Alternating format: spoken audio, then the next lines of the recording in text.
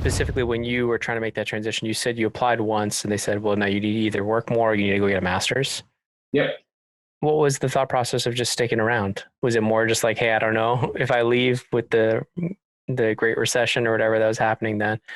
Was it? And I'm trying to tie it back to today. If there's people in a similar situation of thinking of go back to school right now during COVID, do you think it's better to stick around and get that experience, or do you feel like, hey, if you had just gone to school for a year, got your master's, it would have been a faster? But like looking back at yourself, what would you suggest to kids in a similar boat? Yeah, I don't think I regret the path that I took.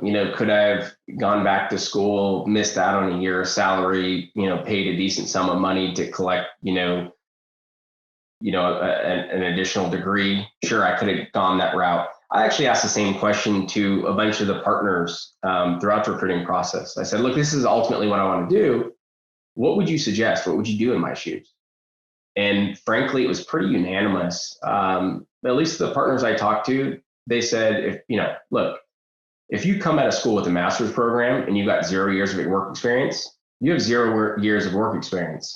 If you come work for the firm and you do well and you've got a year of great work experience operating at a very high level, and now you've earned a salary for a year and hopefully got some sort of, merit increase or increase in base compensation.